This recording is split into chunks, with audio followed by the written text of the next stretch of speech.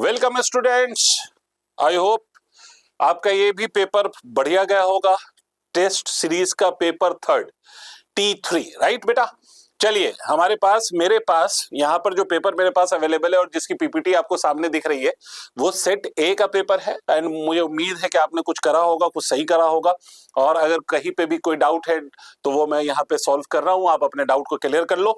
चलो पहले वाले सवाल से शुरू करते हैं। पहला सवाल जो मुझे यहाँ पे दिख रहा है, the first question that I can see is a ball of radius of r falls through oil with terminal velocity of 1 centimetre per second, another ball of same material but of radius 2r falls through the same oil, then its terminal velocity is।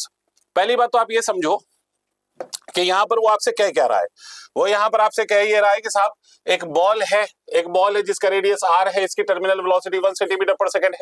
जब उसी में दूसरा ball उसी oil में, मतलब medium same है, उसी medium में जब हम दूसरा बॉल फॉल कराते हैं तो उस केस में उसकी टर्मिनल वेलोसिटी क्या होगी। सिंपल सा सवाल है बेटा, सिंपल सा सवाल है, फॉर्मूला बेस्ड सवाल है। आपको पता है कि टर्मिनल वेलोसिटी की अगर मैं वैल्यू कैलकुलेट करूं तो आपने फॉर्मूला पढ़ा होगा बेटा, बहुत बढ़िया से पढ़ा होगा फॉर्मूला। और फॉर्मूला ये होता है, जहां तक मुझे याद है बेटा, देख लेना मैं कुछ गलती ना करूं, 2 times of g divided by 9 times of eta multiplied by r square multiplied by sigma minus of rho. यही तो फॉर्मूला है बेटा, है ना? तो बोलो यही फॉर्मूला है obviously, twice of G R square 9 eta sigma minus rho. तो देखो सब कुछ सेम है एक्सेप्ट द फैक्ट कि radius of the ball change हुआ है, radius of the ball change हुआ है, बाकी सारे पैरामीटर सेम है। तो इसका मतलब मैं ये कह सकता हूं कि terminal velocity is directly proportional to R square. तो इसका मतलब मैं ये भी कह सकता हूं कि terminal velocity upon terminal velocity का dash can be written as equal to पहला रेडियस r डिवाइडेड बाय दूसरा रेडियस 2r का स्क्वायर। ऐसा कह सकता हूं? हाँ सर कह सकते हो सर ऐसा। तो अगर मैंने ऐसा कह दिया तो टर्मिनल वेलोसिटी पहली वाली कितनी है, 1 है। टर्मिनल वेलोसिटी vt डैश, अगर आप लिखोगे यहाँ पर r से r छम r से r छम, तो ये कितना होगा 1/2 का स्क्वायर इज 4। तो terminal velocity dash will be equal to 4 centimetre per second, 4 centimetre per second. This will be your answer. जहां पर भी ये दिख रहा हो टिक कर दो, ठीक है। चलो आगे बढ़ते हैं, दूसरे सवाल की ओर चलते हैं। दूसरा सवाल है, metal wire is stressed by suspending weight to it if A. यहां पर जो A लिया गया है, A is the longitudinal strain and B is the Young's modulus of elasticity. मतलब यंग्स मॉड्यूलस को गामा या वाई ना लिख के B लिख दिया गया है और लॉन्गिट्यूडनल स्ट्रेन को यहां पर A से रिप्रेजेंट किया गया है। अब आपसे वो क्या कह रहा है, आपसे वो क्या कह रहा है, आपसे वो कह रहा है कि Young's modulus of elasticity is B, then the elastic potential energy per unit volume stored in the wire. ये भी बेटा सिंपल सा सवाल है, इलास्टिक पोटेंशियल एनर्जी के फॉर्मूले पे बेस्ड क्वेश्चन है। और elastic potential energy per unit volume, that means elastic potential energy density की अगर हम बात करें तो ये डेंसिटी आपने पढ़ा होगा half into stress into strain, ऐसा लिख लो। या फिर इसी को हम डिफरेंट तरीके से लिख सकते हैं। देखो कैसे, स्ट्रेस को अपन लिख सकते हैं, स्ट्रेस को क्या लिख सकते हैं बताओ जल्दी। स्ट्रेस की अगर आप बात करें तो हमें क्या क्या गिवन है यहाँ पर, देखो A is the longitudinal strain.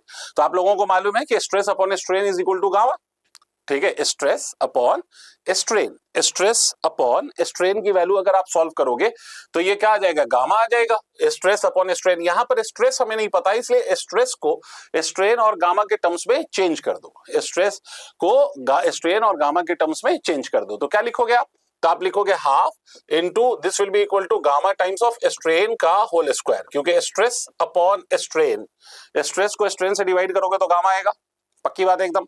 तो stress is equal to gamma times of strain और strain into strain will become strain का होल स्क्वायर। तो this will be equal to half multiplied by gamma, gamma की value कितनी है B है, multiplied by यहाँ कितना है A स्क्वायर है, तो ये A square B divided by 2, जो भी आंसर गिवन हो A square B divided by 2, A square B divided by 2, A square B divided by 2, right. आगे बढ़ते हैं, A square B divided by 2। अच्छा साहब दूसरा देखो भाई, सवाल चेक कर लो, सवाल चेक कर लो, ठीक है। सवाल चेक कर लो, steel wire of cross section area 2 millimetre square is stressed by a force of 10,000 newton, 10,000 newton is the force और ये area of cross section is 2 millimetre square. The percentage increase in the length of the wire, Young's modulus of steel, Young's modulus of steel is given as 2 × 10⁻11 newton per metre square. तो percentage increase बताना, ये भी एक simple सा सवाल है, ज्यादा कोई कठिन है नहीं इसमें, थोड़ा सा कैलकुलेशन है। तो आप देखो सर, इसमें आपसे ये कह रहा है कि आपको परसेंटेज इंक्रीज इन लेंथ बताना है। तो परसेंटेज जब भी निकालोगे ना, तो अगर ये चेंज इन लेंथ है तो change divided by original multiplied by 100, यही तो करना है आपको। Change in length divided by the original length multiplied by 100 करोगे तो you will get the value of percentage change. अब हमें क्या चाहिए, डेल्टा एल बाई एल चाहिए। डेल्टा एल बाई एल कैसे निकाले हम, तो हमें पता है sir, delta L by L निकालने का मतलब स्ट्रेन निकालना है, और स्ट्रेन हमें पता है। तो सर क्या होता है स्ट्रेन, तो गामा मैं लिख रहा हूं, या तो यंग्स मॉड्यूलस के लिए आप वाई लिख लो या गामा लिख लो, नो इश्यू विद दैट। तो गामा अगर अपन लिखेंगे तो हम क्या लिख सकते हैं, स्ट्रेस अपॉन स्ट्रेन। स्ट्रेस को हम लिख सकते हैं एफ अपॉन ए, और स्ट्रेन को हम longitudinal strain delta L by L. तो यहां से आप लिख सकते हो delta L by L is equal to F divided by gamma times of A, ये आप लिख दो सर यहाँ पे। क्लियर है। अब वैल्यूज पुट करो, सॉल्व करो। तो delta L by L will be equal to F. F की वैल्यू कितनी है, तो देखिए सर एफ की वैल्यू आपको दे रखा है 10,000, ठीक है, डिवाइडेड बाय व्हाट, तो डिवाइडेड बाय गामा, गामा मतलब Young's modulus 2 into 10 to the power 11 multiplied by 2 millimetre square, millimetre का स्क्वायर है। तो 1 millimetre is equal to 10 to the power -3, तो यहां पर क्या आ जाएगा, 10 to the power -3 का स्क्वायर आ जाएगा, राइट, क्योंकि 1 millimetre is equal to 10 to the power -3 metre. अब इसको सॉल्व करो, तो डेल्टा एल बाई एल आप सॉल्व कर सकते हो, कर लेना। तो ये ऊपर चला गया, तो ये कितना हो गया सर, यहाँ पे ये ऊपर चला गया तो 10 to the power -7 divided by 2 into 2 will be 4 into 10 to the power what, 10 to the power -6 by -3 का स्क्वायर, तो 10 to the power -6 आ जाएगा। तो ये वैल्यू कितनी आ जाएगी, ये वैल्यू देखो, delta L by L this will be written as 1/4, that will be 0.25 multiplied by, ये ऊपर चला गया, तो ये ऊपर चला गया तो ये कितना हो जाएगा, ये वाला 10 to the power -1 हो जाएगा। नहीं, देख लो कहीं पर कुछ गलती तो नहीं है। 2 into 10 to the power 11, और आपने क्या क्या कर दिया है, आपने ये फोर्स ले लिया, ठीक है, 10 का पावर 4 ले लिया आपने, 2 into 10 to the power 11 ले लिया आपने, ये कहाँ गया, मिलीमीटर का स्क्वायर, तो मिलीमीटर का स्क्वायर, तो 2 into 10 to the power -3 metre का स्क्वायर कर दिया आपने। तो ये कितना हो गया, 3 to the 6 हो गया ये, और ये 11 हो गया, 11 ऊपर चला गया तो 7 आ गया, -7, ये -6, ठीक है, तो ये -6। चलिए साहब बहुत बढ़िया सर, यहाँ तक तो बात समझ में आती है। अब इसके बाद क्या करना है, परसेंटेज निकालना है। तो परसेंटेज का मतलब delta L by L into 100 कर दीजिए। Delta L by L into 100 मतलब 0.25 multiplied by 10 to the power -1 into 100 का मतलब 10 का पावर 2, ठीक है, तो ये कितना हो जाएगा, 0.25 मल्टीप्लाइड बाई 10 आ जाएगा, दैट मींस इक्वल टू 2.5%। 2.5% देखो कहीं पर है क्या, 2.5% पहला ही ऑप्शन है, आगे बढ़ जाओ। अब देखो sir next question, the pressure inside the two soap bubbles are 1.01 atm and 1.01 atm and 1.02 atm respectively. The ratio of their surface area is, again formula based question। आपको मालूम है किसी भी बबल के अंदर जो प्रेशर होता है, प्रेशर इनसाइड, वो आप लिखते हो P is equal to P0 plus of 4T by R, because it is a soap bubble, that is why it will be written as 4T by R। अगर ये लिक्विड ड्रॉप होता, liquid drop, तो आप लिखते 2T by R, where T is representing the surface tension। अब यहां देखिए, इसको मैं ऐसे भी लिख सकता हूं, P minus of P0 is equal to 4T divided by R, where P0 will be the atmospheric pressure, right? यहां पर ये वैल्यू कितनी है, 1.01 है, ठीक है, तो इसका मतलब ये जो डिफरेंस आएगा और ये जो रेडियस है, क्योंकि सरफेस टेंशन वही रहेगा।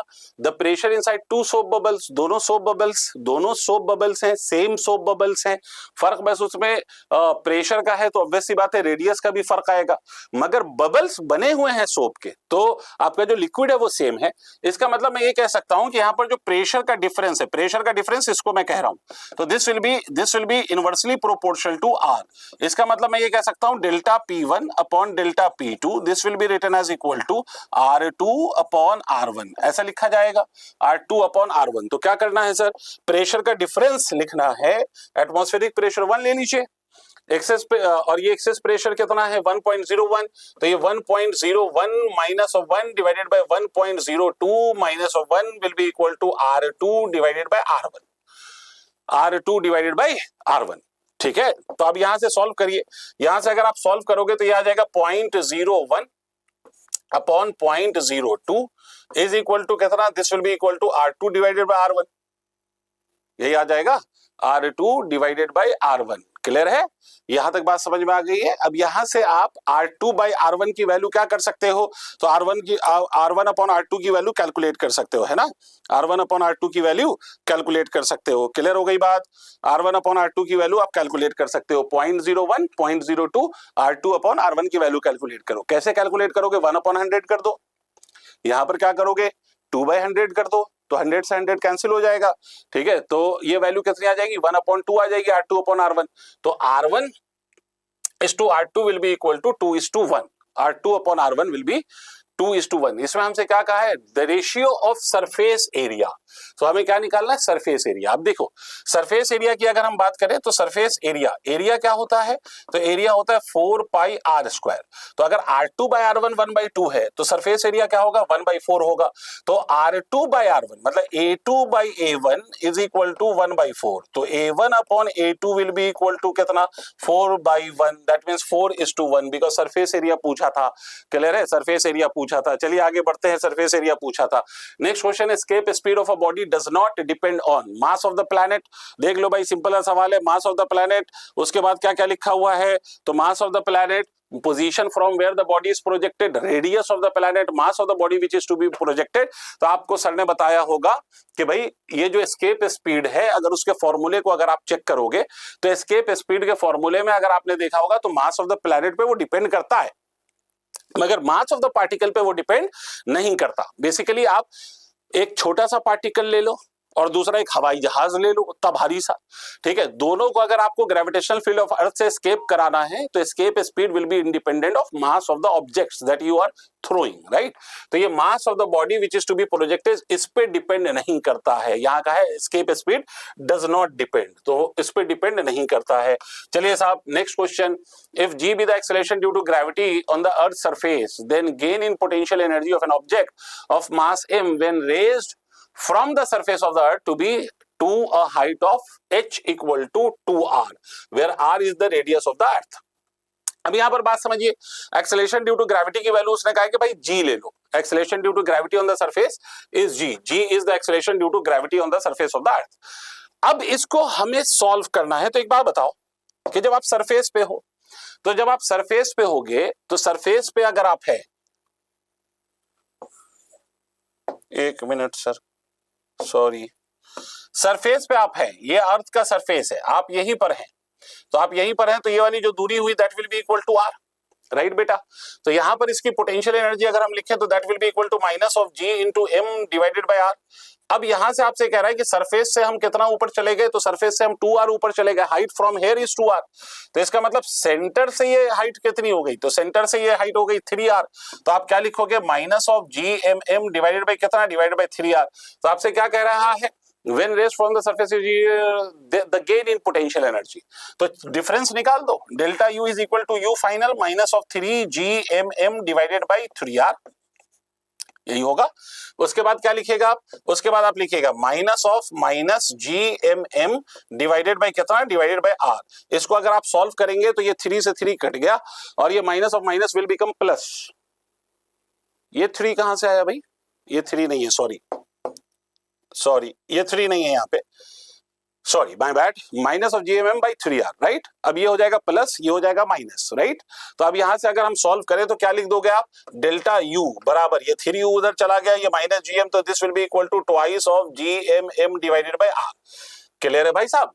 अब इसको अगर मैं R से मल्टीप्लाई और R से डिवाइड कर दूं, R से मल्टीप्लाई R से डिवाइड कर दूं, तो delta U will be equal to twice of GM upon R square multiplied by M into R। और इसी को तो आप G कहते हो। हाँ सर, इसी को आप छोटा G कहते हो सर, इसी को आप छोटा G कहते हो। तो डेल्टा U की वैल्यू कितनी हो जाएगी? ट्वाइस ऑफ ये वाला कितना हो गया? GM by R square will be G multiplied by M into R। Answer match कर लो, तो answer will be equal to twice of MG multiplied by R। Okay, इसके बाद the distance of earth and Jupiter from the sun are respectively 10 to the power 8 and 4 into 10 to the power 8 मीटर। मतलब distance earth का और Jupiter का सन से इतना और इतना है। In how much time will the Jupiter complete one revolution about the sun? मतलब सन के अराउंड जुपिटर को एक चक्कर लगाने में कितना टाइम लगेगा, ये आपका सवाल है। सन के अराउंड जुपिटर को एक चक्कर लगाने में कितना टाइम लगेगा, ये आपका सवाल है। तो सर ये सिंपल सा concept of Kepler's third law, law of time period या लॉ ऑफ पीरियड। इसको आप कैसे लिखोगे, तो T1 का स्क्वायर डिवाइडेड बाई T2 का square is equal to R1 का क्यूब डिवाइडेड बाय R2 का क्यूब, ऐसे आप लिख सकते हो। ठीक है, T1 मैं अर्थ के लिए ले लेता हूं, तो T1 की वैल्यू कितनी हो जाएगी, 1 डिवाइडेड बाई T2 का स्क्वायर, ऐसा लिखा जा सकता है। अगर मैंने अर्थ के लिए टाइम को मैंने T1 मान लिया, time of revolution I have taken it as T1, तो उसके बाद दूसरा वाला जो है जुपिटर, उसके लिए मैंने टाइम को क्या ले लिया, T2, तो T2 का स्क्वायर हो जाएगा is equal to distance will behave as radius for this, तो 10 to the power 8 divided by 4 into 10 to the power 8 का क्यूब।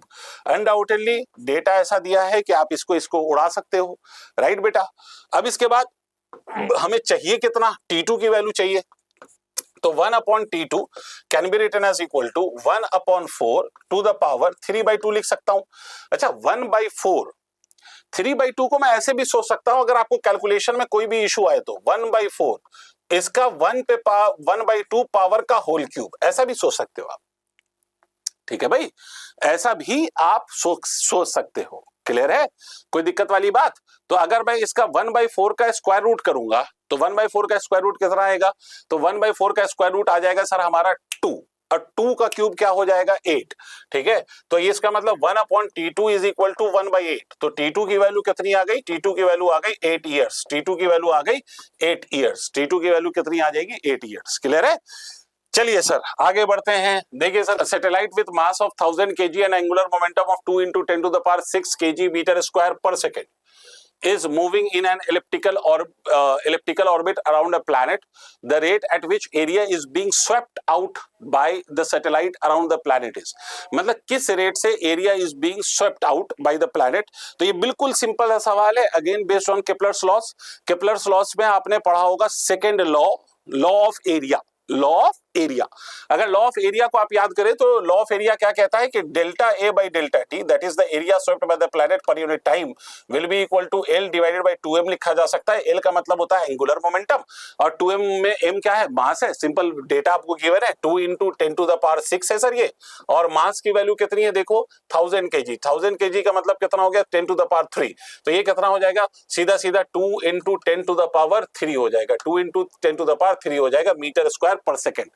मीटर स्क्वायर एरिया के लिए, टाइम के लिए सेकंड, तो मीटर स्क्वायर पर second is the answer, right. आगे बढ़ते हैं। A particle of mass m is fired vertically upward from the surface of the planet of mass m and radius r with a speed of v is equal to under root gm by 3r. The maximum height achieved by the particle from the surface of the planet is. तो वैसी बात है बेटा कि इसमें कुछ नहीं करना, एनर्जी का कंजर्वेशन करना है। आपसे ये कहा जा रहा है कि भाई यहां से यहां से यहां से यहां से, ये आपका कोई भी प्लैनेट है, इस प्लैनेट का मास कितना है m, इसका रेडियस कितना है r है, और यहां से हम इसके सरफेस से एक पार्टिकल को ऊपर की ओर प्रोजेक्ट कर रहे हैं with a speed of v, यही तो लिखा हुआ है देख लो।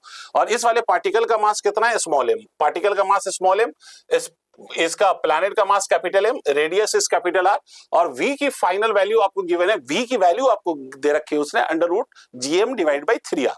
तो आपसे कह रहा है the maximum height achieved, the maximum height achieved by the particle from the surface of the planet is, maximum height कितना अचीव होगा। तो सर इस बात को सोचो, कुछ नहीं करना, यहां पर जो इसके पास एनर्जी है undoubtedly this will be the gravitational potential energy of the system. जब ये हाइट पे पहुंचेगा तो मैक्सिमम हाइट का मतलब final velocity has to become equal to 0। ठीक है, final velocity has to become equal to 0 means kinetic energy will become 0। यहां पर we have kinetic energy as well with the gravitational potential energy. Surface से फेंक रहे हो ना, तो ग्रेविटेशनल पोटेंशियल एनर्जी भी है, साथ साथ काइनेटिक एनर्जी भी है। यहां पर जब आप हाइट पे पहुंचोगे तो आपकी जो ग्रेविटेशनल पोटेंशियल एनर्जी है वो रह जाएगी, काइनेटिक एनर्जी विल बिकम 0, क्योंकि v की वैल्यू कितनी है, v की वैल्यू 0 हो रही है, v की वैल्यू 0 हो रही है। तो चलिए आपसे पूछ रहा है वो हाइट कितना होगा, तो हाइट के लिए हम कैलकुलेशंस करेंगे। All the distances we will take from the centre of the earth या सेंटर ऑफ द प्लैनेट जो भी दे रखा है, तो यहां से आप लिख दो सर, क्या लिखोगे, minus of g into m divided by कितना r plus of half into m into v का स्क्वायर, बाद में v की वैल्यू पुट करोगे। यहां पर देखो सर, यहां पर जब आप हाइट पे आओगे तो ये लिखा जाएगा minus of g m divided by what, divided by r plus of h, r plus of h, values put करिए सॉल्व करिए, r plus of h, values put करिए सॉल्व करिए, आप वैल्यूज पुट करिए सॉल्व करिए, you will get the result. तो values अगर आप पुट करेंगे तो क्या आ जाएगा सर, वैल्यूज पुट करिए सॉल्व करिए, तो यहां से देखो इसको मैं ऐसे भी लिख सकता हूं, minus of g m m divided by r plus of half M, V की जगह मैं क्या लिख सकता हूं, ये वैल्यू, और ये वैल्यू का स्क्वायर करोगे तो ये कितना हो जाएगा, जी एम अपॉन कितना 3r is equal to minus of G M M divided by R plus of H, यही तो लिखा जाएगा। तो यहां देखिए G M M G M M G M M स्वाहा, क्या बचेगा, ये माइनस ऑफ 1 अपॉन आर, और उसके बाद यहां क्या आएगा, Y 1 upon 6r is equal to minus of 1 upon R plus of H. इसको सॉल्व करो तो एलसीएम आएगा 6r, एलसीएम कितना आ जाएगा 6r, 6 माइनस में तो minus of 5 divided by 6r will be equal to minus of 1 upon r plus of h, minus से minus cancel, this will be equal to 5r plus of 5h is equal to 6r। तो यहां से आप उसको इधर ले आइए तो r will be equal to 5h और h will be equal to what, h will be equal to r upon 5, h will be equal to r upon 5, this is your answer. Okay, चलिए भाई साहब next question पे आते हैं। The additional energy provided to a satellite of mass m revolving around a planet of mass m to transfer it from a circular orbit of radius r to circular orbit of radius r to another circular orbit of radius 4r। ये circular orbit जिसका radius r है और दूसरे में भेजना है हमें जिसका सर्कुलर ऑर्बिट का रेडियस 4r है। तो आप याद करो ऐसा कोई फॉर्मूला आप पढ़ा है क्या, बाइंडिंग एनर्जी के नाम का फॉर्मूला कुछ पढ़ा है क्या, binding energy the additional energy provided to the satellite. याद करो सैटेलाइट में आप एक एनर्जी पढ़ते हो जब भी किसी भी ऑर्बिट में सैटेलाइट रिवॉल्व करता है तो the total energy of the satellite in that orbit is basically called as binding energy, और बाइंडिंग एनर्जी का फॉर्मूला होता है minus of G M M divided by 2 into R. ठीक है, फॉर्मूले वाला 2 इंटू आर। तो अगर मैं इनिशियल एनर्जी लिखूंगा तो initial energy will be equal to minus of G into M divided by 2 times of R. Finally लिखूंगा तो माइनस ऑफ जी, ये सब तो वही रहेगा, divided by 2 into 4 times of R, that means equal to minus of G M M divided by कितना, divided by 8r। ये ऐसा लिखोगे आप। क्लियर है भाई। तो अब इसके बाद क्या कह रहा है, डिफरेंस निकाल रहा है कि कितना चाहिए आपको, तो डिफरेंस निकाल दो। Difference will be equal to minus of G M M divided by what 8r, minus of minus will become plus, that is equal to G M M divided by what, divided by r। ये तो लिखा जाएगा। तो आप देखिए sir delta u will be equal to, क्या लिखोगे आप, delta u will be equal to, यहां 8 आ जाएगा, एलसीएम लोगे आप तो that you will get it, यहां पर r है, सॉरी 2r है, बाय माय बैड अगेन, तो यहां पर 2r है तो 8 और 2, तो इसका मतलब क्या हो जाएगा 4। ठीक है, इसका मतलब ये हो जाएगा 3gmm divided by what, divided bye 8 times of r, 8 times of r। मेरे हिसाब से तो ये आंसर है 3gmm divided by 8r, right. आगे बढ़ते हैं। The pressure at the bottom of a tank of water is 2p, where p is the atmospheric pressure. If the water is drawn out till the level of the water is lowered by 1/2 of the initial, the pressure at the bottom of the tank will now be. तो आप एक बात समझिए, pressure at the bottom of the tank of water is 2p, जहां पे p क्या है, p is the atmospheric pressure है, और आपसे कह रहा है कि if the water is drawn out till the level of water is lowered by 1/2 of the initial, इसका मतलब कि अगर आप टैंक में इनिशियली अज्यूम कर लें कि जो वाटर है उसका height of water contained in the tank is equal to h, मान लो कितना, मान लो h मान लो, तो आप क्या कह सकते हो, अगर मान लो ये टैंक है, इसमें वाटर आपने फिल करा हुआ है up to a height of h मान लेते हैं इनिशियली, और इस पे जो एटमॉस्फेरिक प्रेशर है p है, तो इसके बॉटम पे जो प्रेशर है वो 2p है, तो ये जो 2p होगा वो 2p बराबर क्या होगा, p plus of rho gh के बराबर। इसका मतलब रो gh की जो वैल्यू है that will be equal to 2p minus of p, या रो gh की वैल्यू ही एग्जैक्टली किसके बराबर है, p के बराबर है। रो gh की वैल्यू किसके बराबर है, p के बराबर है। पहली बात तो ये समझ में आती है। अब हमसे कह रहा है कि वाटर हमने इसमें से तब तक निकाला जब तक इसका height of the water contain in the container becomes h/2, half हो जाए। ठीक है, तो अगर हाफ हो गया तो नया प्रेशर क्या होगा, तो नया प्रेशर अगर आप लिखोगे तो p डैश, एटमॉस्फेरिक प्रेशर तो वही रहेगा, plus of rho gh divided by 2। ठीक है, तो p dash will be equal to p, rho gh की वैल्यू आपने लिखा हुआ है p है, तो यहां पर p लिख दीजिए, डिवाइडेड बाई 2 कर दीजिए, तो p डैश की वैल्यू कितनी हो जाएगी, 3p/2, 3p/2। क्लियर है, कोई दिक्कत। चलिए आगे बढ़ते हैं। If 4 gram of a substance of relative density 2 and 8 of substance of relative density 4 are mixed together, मतलब 2 ग्राम एंड 8 ग्राम, इन दोनों को आपने क्या करा है, मिक्स कर दिया, of density 4 are mixed together. तो 4 ग्राम ऑफ सब्सटेंस है जिसकी रिलेटिव डेंसिटी 2 है, और 8 ग्राम ऑफ सब्सटेंस है जिसकी रिलेटिव डेंसिटी 4 है। इन दोनों को आपने मिक्स कर दिया, then the relative density of the mixture is, then the relative density of the mixture is. आपको मालूम है कि रिलेटिव डेंसिटी का मतलब होता है density of anything with respect to the density of water. कितने टेम्परेचर पर? At a temperature of 4 degree Celsius और सेंटीग्रेड। क्लियर? मिक्सचर की डेंसिटी अगर आपको लिखनी है तो डेंसिटी ऑफ मिक्सचर, पहले तो मैं ऐसे बात कर लेता हूं कि डेंसिटी ऑफ मिक्सचर अगर आपको लिखना है तो density of mixture is nothing but total mass upon क्या लिखेंगे आप? Total volume. Total mass upon total volume. अगर आप ध्यान से देखो तो एक मास कितना है भाई साहब? 4 ग्राम है, दूसरा मास कितना है? 8 ग्राम है। तो मास की वैल्यू हमें पता है, मास की वैल्यू हमें पता है, तो कितना हो जाएगा? 4 ग्राम, 4 प्लस ऑफ 8 टोटल वॉल्यूम। अच्छा, वॉल्यूम हमें नहीं गिवन सर, वॉल्यूम हमें गिवन नहीं है, तो वॉल्यूम को हम क्या लिख सकते हैं? तो हमें मालूम है डेंसिटी बराबर मास अपॉन वॉल्यूम होता है, तो वॉल्यूम बराबर मास अपॉन डेंसिटी लिख सकते हैं। क्या लिख सकते हैं? Mass upon density. तो यहां कितना है? 4 है, और डेंसिटी कितना है? Although it is relative density, relative density को अगर मटेरियल की डेंसिटी में कन्वर्ट करोगे, तो अगर कन्वर्ट करोगे तो 1 से मल्टीप्लाई करोगे। क्यों? क्योंकि relative density is equal to density of the material upon density of water, और वाटर की डेंसिटी कितनी होती है? 1 ग्राम पर सेंटीमीटर क्यूब होती है। ठीक है, तो इसको हम इससे मल्टीप्लाई करेंगे, तो 1 से मल्टीप्लाई करने पर result will remain as 1 only. ठीक है, तो इसलिए मैंने इसमें कुछ भी नहीं लिखा है, 4/2। और दूसरा वाला क्या होगा? दूसरा वाला 8, और ये कितना? 4, तो ये कितना हो गया? 12, ये कितना हो गया? 2, ये कितना हो गया? 2। क्लियर है?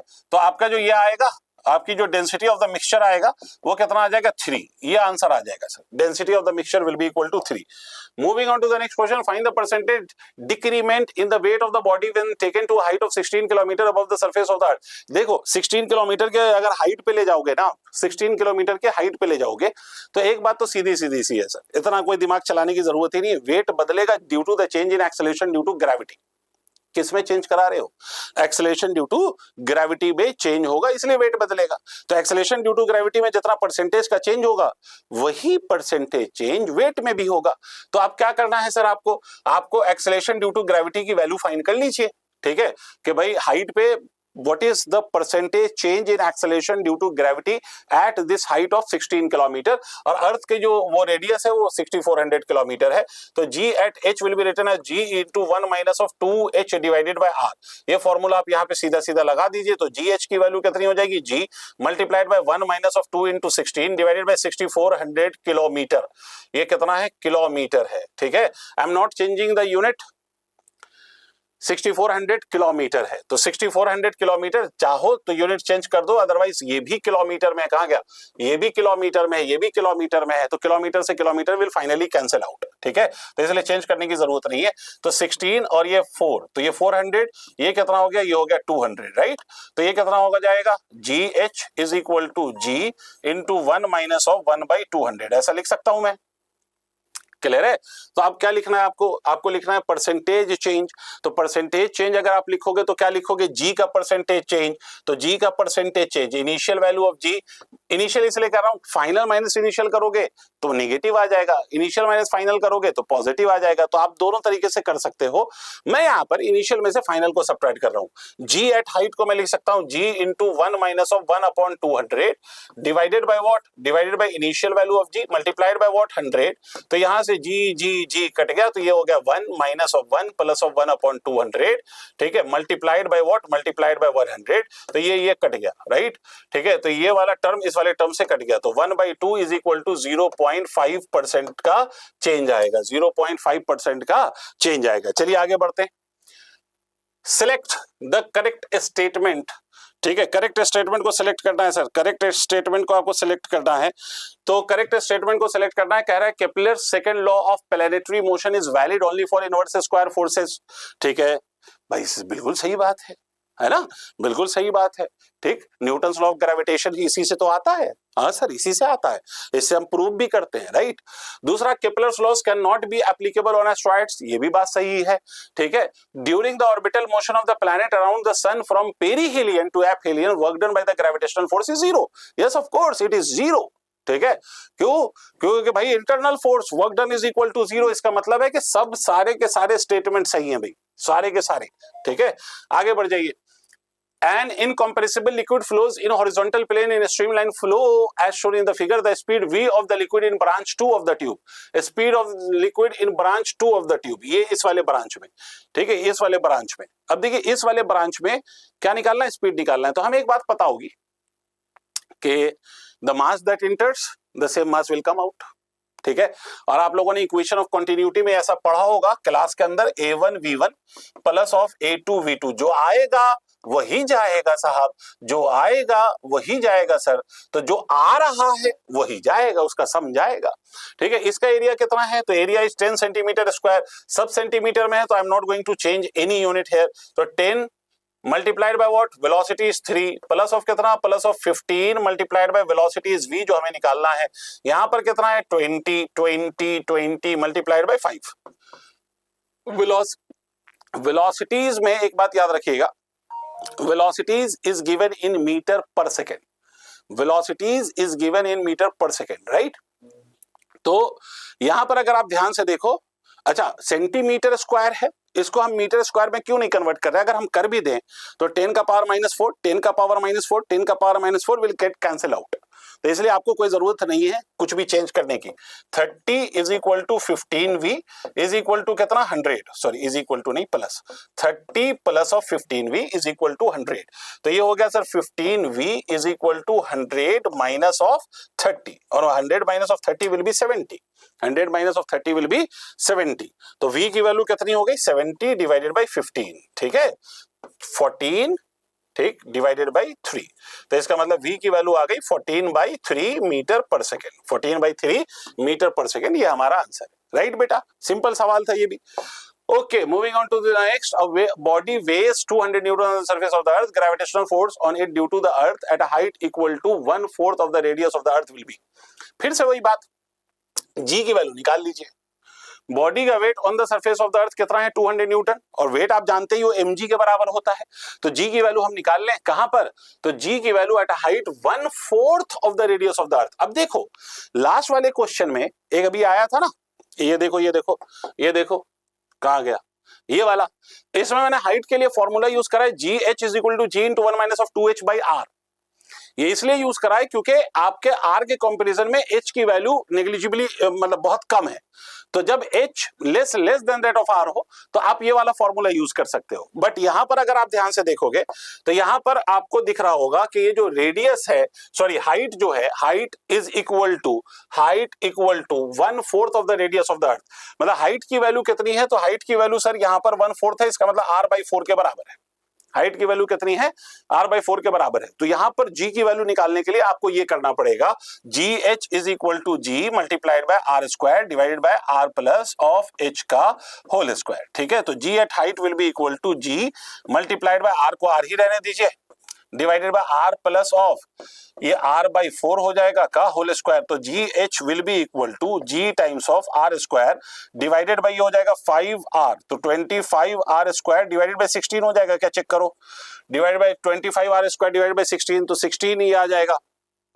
तो g एट हाइट की वैल्यू कितनी हो जाएगी, 16 times of g r square divided by 25 times of r square, r square से r स्क्वायर कैंसिल हो गया, तो 16/25 g हो गया ना। gh will be equal to 16/25 times of g, ठीक है, 16 इंटू 16/25 टाइम्स ऑफ g, ये g की वैल्यू आ गई। अच्छा वेस 200, अर्थ के सरफेस पे जब आप वेट कैलकुलेट करते हो तो m इंटू जी, तो मास की वैल्यू अगर हम निकालेंगे, देखो ये mg की वैल्यू 200 है, राइट, और जिसमें g की वैल्यू अर्थ सरफेस पे आप 10 ले लेते हो, तो मास की वैल्यू कितनी हो जाएगी, 20, मास की वैल्यू कितनी हो जाएगी, 20, है ना। तो अब जब इस हाइट पे आप वेट लिखोगे तो वेट की वैल्यू पे 20 तो 20 ही रहेगा, mass will not change, right. क्या चेंज हो रहा है, जी की जगह आप क्या लिखिएगा, 16g डिवाइडेड बाय 25, इसका मतलब 5 4 20, 5 5 25, इसको हम लिख सकते हैं 64 डिवाइडेड बाय 5 मल्टीप्लाइड बाय जी की वैल्यू 10, तो ये 2, ठीक है, 5 2 10, जी की वैल्यू मैंने 10 लिखा है, तो ये कितना हो गया 128 न्यूटन, तो this will be equal to 128 newton, 128 newton, right. चलिए सर आगे बढ़ते हैं। Two particles each of mass m starts moving from large separation due to mutual gravitational attraction. What will be the work done by the gravitational field till the separation between the particle becomes x? मतलब large separation से चल रहे हैं भाई, large separation. तो large separation का क्या मतलब हुआ? लार्ज सेपरेशन का मतलब है कि इनफाइनाइट डिस्टेंस मान लो, तो वहां पर ग्रेविटेशनल पोटेंशियल एनर्जी की वैल्यू कितनी हो जाएगी? जीरो। ग्रेविटेशनल पोटेंशियल एनर्जी की वैल्यू जीरो हो जाएगी। कितनी हो जाएगी? जीरो हो जाएगी। अब आपसे कह रहा है कि what will be the work done by the gravitational field till the separation between the particle becomes x. तो ध्यान से देखो भाई, दो पार्टिकल है, इसका मास भी m है, इसका मास भी m है, x दूरी पर आ गए हैं ये। तो x दूरी पर जो इसके पास पोटेंशियल एनर्जी होगी sir, gravitational potential energy, obvious सी बात है कि ये जो ग्रेविटेशनल पोटेंशियल एनर्जी होगी, ऑब्वियस सी बात है वही इसके अंदर वर्क हुआ होगा, और जितना वर्क करते हो उतनी ही ग्रेविटेशनल पोटेंशियल एनर्जी स्टोर होगी। किसी भी सिस्टम में एनर्जी उतनी ही स्टोर होती है जितना वर्क करते हो। तो वर्क कितना करोगे भाई? तो यहाँ की ग्रेविटेशनल पोटेंशियल एनर्जी निकाल लो। Potential energy will be written as equal to gm² divided by x। ठीक है, तो यही आपका वर्क डन हो जाएगा। तो this will be the answer. आगे बढ़ते हैं। इन एन एनिसोट्रोपिक, ठीक है, material, find the value of coefficient of superficial expansion in YZ plane if coefficient of linear expansion x, y and z direction, x, y और z direction दोनों में आपको given है। ठीक है, एक्स वाई जेड डायरेक्शन दोनों में आपको गिवन है। क्या क्या है? Linear expansion in x direction, y direction and z direction, α/3, α/2 and alpha respectively, right. ठीक है, तो आपको कह रहा है सुपरफिशियल एक्सपेंशन निकालना है। सुपरफिशियल एक्सपेंशन किस में निकालना है? YZ प्लेन में। तो सुपरफिशियल एक्सपेंशन अगर YZ प्लेन में निकालना है तो इस केस में क्या होगा? तो YZ प्लेन है, YZ प्लेन में x का कोई रोल नहीं है, YZ प्लेन में x का कोई रोल नहीं है। तो सुपरफिशियल एक्सपेंशन आप क्या लिखेगा?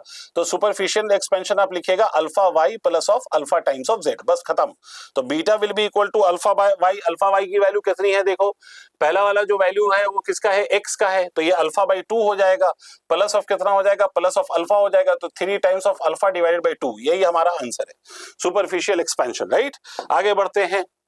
Match the following entries in column 1 with corresponding entries in column 2, symbols have their usual meaning. भाई ये फॉर्मूला बेस्ड चीज है, आपको पता होगा, ये फॉर्मूला बेस्ड चीज है, आपको पता होगा। देखो इसमें कुछ फॉर्मूले लिखे हुए हैं, अगर आप ध्यान से देखो। स्टोक्स लॉ 6/8 भी होता है, मानते हो आप? ठीक है, ये क्या होगा सर? ये रेनॉल्ड्स नंबर होगा। और ये क्या होगा? एक्सेस प्रेशर इनसाइड, ये 2s/r लिखा हुआ है, 2s/r। ठीक है, तो ये लिक्विड ड्रॉप में अभी हमने करा था ना अभी सवाल सॉल्व, उसमें हमने टी ले लिया था, यहाँ एस लिया हुआ है, डजंट मैटर। ठीक है, तो कौन सा हो गया? देखो ए कहाँ गया? ए का आर, बी का पी, ए का आर, बी का पी, सी का क्यू, राइट। तो ये आंसर सही है। आगे बढ़ते हैं। अब binary star system consists of two stars A and B which have periods of revolution TA and TB. Their orbital radii and masses are RA and RB, MA and MB respectively. Choose the correct option. अब correct option choose करना है आपको। ठीक है, तो आपसे कह रहा है बाइनरी स्टार मतलब दो स्टार का कॉम्बिनेशन है। यहाँ पर बाइनरी स्टार में आपको क्या चूज करना है? तो आपको ये चूज करना है कि साहब कौन सा ऑप्शन सही होगा। तो इसका ऑप्शन कौन सा सही होगा? तो चलो चेक करते हैं। बाइनरी सिस्टम ऑफ स्टार जो होता है consist of two stars A and B which have periods of TA and TB। तो बाइनरी सिस्टम ये और ये अगर ये दोनों घूम रहे हैं एक दूसरे के अराउंड, ठीक है, ये एक दूसरे के अराउंड घूम रहे हैं, तो ये दोनों जो स्टार हैं they will be revolving around the centre of mass of this system. ये किसके अराउंड घूमते हैं भाई? Centre of mass of the system के अराउंड ये दोनों घूमते हैं। तो दोनों के घूमने का जो समय होगा ऑब्वियस सी बात है वो समय क्या होगा? सेम होगा भाई, सीधी बात है ना, बाइनरी स्टार सिस्टम है ना। तो बाइनरी स्टार दोनों एक दूसरे के अराउंड घूम रहे हैं, तो टाइम पीरियड क्या रहेगा? Time period will be same, तो TA will be exactly equal to TB। आगे बढ़ते हैं। अब आपसे कह रहा है body of mass m is projected with a velocity nve, मतलब n times of escape velocity in vertically upward direction from the surface of the earth into space. It is given ve is the escape velocity and n is less than 1, मतलब n की जो value है वो 1 से कम है, n की value 1 से कम है। इसका मतलब escape velocity मतलब जो velocity आपने दी है ना यहाँ पर वो escape velocity से कम है, क्योंकि ये n 1 से कम है।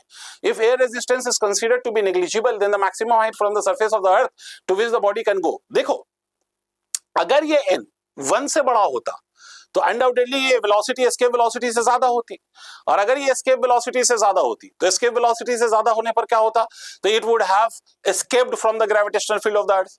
लेकिन यहां पर कह रहा है n इज लेस देन 1, तो इसका मतलब ये जो वेलोसिटी है वो एस्केप वेलोसिटी से क्या है, एस्केप वेलोसिटी से कम है, और कम है तो इसका मतलब जब आप इसको ऊपर फेंकोगे तो ये वापस लौट के धरती पे आएगा, धरती पे आएगा, ये बात तय है। तो आपसे क्या कह रहा है, आपसे कह रहा है then the maximum height from the surface. फिर से सर अगर आप ध्यान से देखो तो फिर से ये क्वेश्चन कुछ और नहीं है बल्कि कंजर्वेशन ऑफ एनर्जी का ही क्वेश्चन है, कंजर्वेशन ऑफ एनर्जी का ही क्वेश्चन है। थोड़ा सा कैलकुलेट कर लो बट है कंजर्वेशन ऑफ एनर्जी का क्वेश्चन। तो क्या करोगे सर, आप यहां पर कुछ मत करो, ये अर्थ की बात कर लेते हैं हम, अर्थ का रेडियस कुछ कुछ मान लेते हैं यार, आर, ये मास m मान लेते हैं, है ना।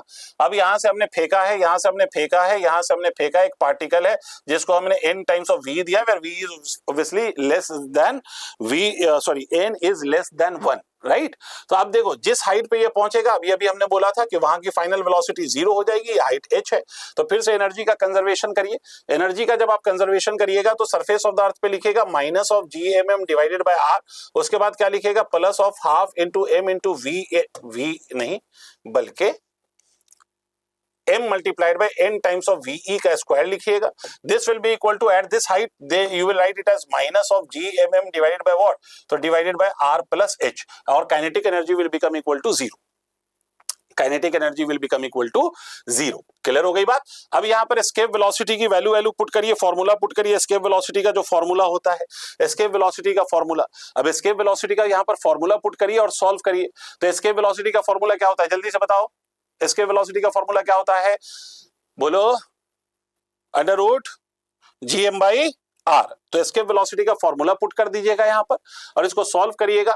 तो ये gmm, ये वाला gmm, और इसमें एस्केप वेलोसिटी के फॉर्मूले में अगर ये वैल्यू रख दीजिएगा तो ये gmm भी कैंसिल हो जाएगा, और सब कैंसिल कर कुरा के अगर आप देखिएगा तो इसका जो रिजल्ट आएगा वो n square r 1 minus of n square आएगा।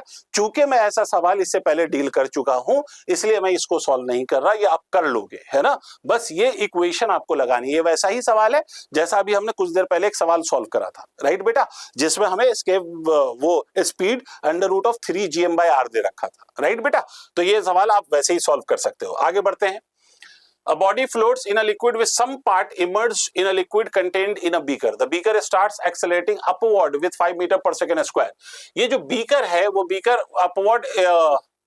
अपवर्ड एक्सेलरेट करने लगता है विद 5 मीटर पर second square. Part of the body immerse in the liquid, liquid का कितना पार्ट इमर्स होगा भाई साहब, एक बात समझिए, बॉडी फ्लोट कर रही है लिक्विड में with some part immersed in the liquid contained in a beaker, the beaker start accelerating. बेटा एक बात सीधा सीधा याद रखो, सीधा सीधा याद रखो, अगर कोई चीज ऊपर की ओर एक्सेलरेट करेगी तो बॉयंट फोर्स में भी स्यूडो लगाओगे, वेट में भी स्यूडो लगाओगे, तो दोनों का ये वाला फैक्टर कैंसिल हो जाएगा, दोनों का ये वाला फैक्टर कैंसिल हो जाएगा, और जब कैंसिल हो जाएगा तो इसके वॉल्यूम में कोई ऐसा चेंज नहीं आएगा, the volume will remain same. आगे बढ़ते हैं। Wire is pulled as shown in the figure, the elastic potential energy stored in the wire is length equal to L दे रखा है आपको, लेंथ कितना दे रखा है एल, उसके बाद क्या क्या दे रखा है देख लीजिए, लेंथ की वैल्यू एल है, यंग्स मॉड्यूलस वाई है, area of cross section A है। तो एक बात समझो सर, कुछ नहीं करना, इलास्टिक पोटेंशियल एनर्जी होती क्या है, तो elastic potential energy stored in the wire that will be written as equal to half into, ठीक है। अब हमें क्या क्या दे रखा है, हमें दे रखा है elastic potential energy, Young's modulus दे रखा है, ठीक है। तो आपको एक बात मालूम होगी कि ये हम ऐसे भी लिख सकते हैं, स्ट्रेस मल्टीप्लाइड, ये भी अभी थोड़ी देर पहले ऐसा कुछ फॉर्मूला हमने देखा था, ठीक है, इनटू वॉल्यूम, राइट बेटा। अब यहाँ पर दोनों तरफ आप फोर्स एफ लगा रहे हो, तो इसमें जो स्ट्रेस होगा that stress will be nothing, that will be simply equal to F by A. Stress की वैल्यू क्या हो जाएगी, एफ बाई ए हो जाएगी, राइट बेटा। अच्छा, दूसरी बात, स्ट्रेन अपने को नहीं पता ना हमें निकालना है, मैं एक काम करता हूं, हमें मालूम है stress upon strain is equal to Young's modulus, right. तो स्ट्रेन को हम लिख सकते हैं स्ट्रेस अपॉन यंग्स मॉड्यूलस, इसका मतलब मैं इसको ऐसे लिख सकता हूं, हाफ इनटू, इसको मैं लिख सकता हूं strain upon Young's modulus, don't get confuse with my gamma and this Y, right, दोनों एक ही बात है भाई, ठीक है। इनटू व्हाट, इनटू क्या लिखा जा सकता है, ये सॉरी स्ट्रेस को नहीं बल्कि हम स्ट्रेन को चेंज करेंगे ना, तो इसको हम लिख सकते हैं stress divided by Young's modulus multiplied by what, multiplied by volume. और स्ट्रेस क्या होता है? फोर्स अपॉन एरिया होता है। तो आप क्या लिखिएगा? स्ट्रेस का होल स्क्वायर है तो फोर्स अपॉन एरिया का whole square multiplied by volume will be written as A into L divided by twice of gamma. इसको अगर हम सॉल्व कर दें तो F square A into L आ जाएगा, यहाँ पे twice of A square into gamma आ जाएगा, A से एक छम हो जाएगा। तो आपकी जो पोटेंशियल एनर्जी है that will be written as F square L divided by twice of A into gamma. मेरे हिसाब से तो ये आंसर है, this will be the answer. Clear? अच्छा, यहां पर याद रखिएगा एनर्जी पूछी है, एनर्जी पर यूनिट वॉल्यूम नहीं पूछा है। एनर्जी पर यूनिट वॉल्यूम नहीं पूछा है, एनर्जी पूछा है, राइट? आगे बढ़ते हैं। अब आपसे कह रहा है load versus elongation graph for two wires A and B of same length and made up of same material is shown. Ratio of radii of wire A to that of wire B is, wire A to that of wire B is, ठीक है? इसका ratio बताना है। तो आप इसका ratio कैसे बताइएगा सर? इसका रेशियो कैसे बताइएगा? तो आप ये देखिए, लोड का मतलब होता है स्ट्रेस, ठीक है? और ये क्या है? Elongation. Load versus elongation graph for A and B of same length, length की वैल्यू दोनों की क्या है? सेम। आप एक बात याद करने की कोशिश करो, अगर आपको याद आए, ठीक है? आपको अगर याद आए तो आप लोगों ने एक चीज पढ़ा है sir, and what is that चीज? तो आप लोगों ने एक चीज पढ़ा है यंग्स मॉड्यूलस, और यंग्स मॉड्यूलस में आप लोगों ने पढ़ा होगा कि भाई यंग्स मॉड्यूलस क्या होता है? स्ट्रेस अपॉन स्ट्रेन होता है। और ग्राफ से अगर हम इसकी बात करें तो ग्राफ से ये जो यंग्स मॉड्यूलस है वो क्या होता है? वो होता है slope of the graph, slope of the graph. तो ग्राफ का स्लोप अगर हम ले लें तो वो यंग्स मॉड्यूलस के बराबर होता है, राइट? इसका मतलब एक बात याद रखिए कि मैं ऐसे लिख सकता हूं, Young's modulus is equal to stress upon strain. अभी हम आएंगे स्लोप पे, स्ट्रेस अपॉन स्ट्रेन ऐसा लिखा जा सकता है। और अगर सर मैंने इसको ऐसे लिख दिया तो आप इस बात को देखिए, हमें इलोंगेशन दे रखा है स्ट्रेस अपॉन स्ट्रेन, तो this will be equal to F by A, और यहां पर ये क्या आ जाएगा? Delta L by L. हमें क्या दे रखा है? इलोंगेशन दे रखा है, लोड दे रखा है, इलोंगेशन दे रखा है और लोड दे रखा है। तो हम इसको ऐसे भी लिख सकते हैं कि गामा मल्टीप्लाइड बाई ये डेल्टा एल को मैं यहीं रहने देना चाहता हूं, उसका रीजन मैं अभी बता देता हूं, F into L divided by A multiplied by delta L, ऐसा लिख लो। तो F और डेल्टा एल को एक तरफ रहने दो, F अपॉन डेल्टा एल को एक तरफ रहने दो। तो इसको मैं ऐसे भी लिख सकता हूं, F अपॉन डेल्टा एल। क्यों रहने दो? I will come to that reason, don't worry. यहां पर ये क्या आ जाएगा? तो F अपॉन डेल्टा एल रखा तो ये gamma A divided by L हो जाएगा। क्लियर है? अब मेरी बात को तवज्जो से सुनिए, फोर्स अपॉन डेल्टा एल कुछ और नहीं है, इसका स्लोप है। देखिए, क्योंकि ग्राफ ही दे रखा है लोड वर्सेस इलोंगेशन का, तो फोर्स अपॉन डेल्टा एल कुछ और नहीं है, इन ग्राफ्स का ही स्लोप है। क्लियर? और वो स्लोप की वैल्यू गामा ए अपॉन एल के बराबर आती है। और हमसे कह रहा है कि load versus elongation for two wires A and B of same length and made up of same material. तो मटेरियल सेम, तो ये भी दोनों वायर के लिए सेम, ये एल भी दोनों वायर के लिए सेम। इसका मतलब F upon delta L which is basically nothing but tan of theta, tan of theta slope ही तो है ये, tan of theta is inversely proportional to, मैं ऐसे कह सकता हूं, is inversely proportional to L लिख सकता हूं या नहीं? क्योंकि ये constant inversely, no sorry, directly proportional to क्या निकालना है? हमें क्या निकालना है? देखो, रेशियो ऑफ रेडियाई निकालना है, तो डायरेक्टली प्रोपोर्शनल टू ए लिख सकता हूं या नहीं? मतलब इस ग्राफ का जो स्लोप है वो डायरेक्टली प्रोपोर्शनल है एरिया से। तो इसका मतलब हम क्या लिख सकते हैं? हम लिख सकते हैं सर पहले वाले का tan ऑफ 30 डिवाइडेड बाई दूसरे वाले का क्या लिख सकते हैं? tan of 60। इसका मतलब हम क्या लिख सकते हैं? एरिया 1, एरिया 1 का मतलब पाई r1 का स्क्वायर डिवाइडेड बाई कितना? डिवाइडेड बाई पाई r2 का स्क्वायर, पाई से पाई सन्नाटे में। tan 30 की वैल्यू 1/√3, tan 60 की वैल्यू √3, ठीक है? This will be equal to r1 का स्क्वायर अपॉन r2 का स्क्वायर। तो r1 अपॉन r2 की जो वैल्यू होगी वो 1/3 का स्क्वायर रूट होगी, 1/2 हो जाएगी। देखो, √3 कितना हो गया? 3, और यहां से स्क्वायर हटाओगे तो यहां रूट लगाओगे, तो इसका मतलब कितना हो गया? 1:√3, 1:√3, 1:√3। ये आंसर आएगा सर। ठीक सवाल है। आगे बढ़ते हैं, question number next, question number 25। An ideal liquid flows in the tube from left to right as shown in the figure. A1 and A2 are the cross sections of the portions of the tube as shown, then the ratio of speed v1 and v2। भाई ये आपने पढ़ा हुआ है, speed v1 और v2 कुछ नहीं, equation of continuity लगाओ, a1 v1 is equal to कितना a2 v2, यही तो करोगे आप। तो a1 v1 is equal to a2 v2। तो आपको कह रहा है v1 अपॉन v2 बताइए, तो v1 अपॉन v2 क्या हो जाएगा, a2 अपॉन a1 हो जाएगा। ये कुछ नहीं है, इसको हम सिंपली क्या कहते हैं, इक्वेशन ऑफ कंटिन्यूटी कहते हैं। ये हमारा आंसर हो जाएगा, खत्म। ठीक है, ओके सर। क्वेश्चन देखिए, gravitational potential energy of a particle of mass m is u at the surface of the earth when the potential energy at infinity is to be considered to be zero. If the potential energy at the center of the earth is considered as zero, then the potential energy of the same particle on the earth surface will be। देखो बेटा, potential energy में बहुत ज्यादा दिमाग नहीं चलाना, तो सीधा एक बात याद रखो, potential difference multiplied by mass, that will give you the potential energy का डिफरेंस। देखो मैं फिर से बोल देता हूं कि बेटे पोटेंशियल डिफरेंस आप क्या पढ़ते हो, पोटेंशियल डिफरेंस आप पढ़ते हो work done per unit mass. तो पोटेंशियल डिफरेंस को अपन और क्या लिख सकते हैं, change in potential energy per unit mass. तो चेंज इन पोटेंशियल एनर्जी को हम क्या लिख सकते हैं, mass multiplied by delta we. अब देखो वीडियो में अगर मैं सारी कहानी सुनाना शुरू कर दूं तो ये वीडियो लंबी हो जाएगी, इसलिए मैं कहानी सुना नहीं रहा। मैं सिंपली आपको एक बात बता देता हूं, एक सेंटेंस बोल देता हूं, what we can calculate is the potential energy का difference. What we cannot calculate is the potential energy unless हमें किसी पॉइंट पे रेफरेंस माना जाए या पोटेंशियल एनर्जी गिवन हो। क्लियर है?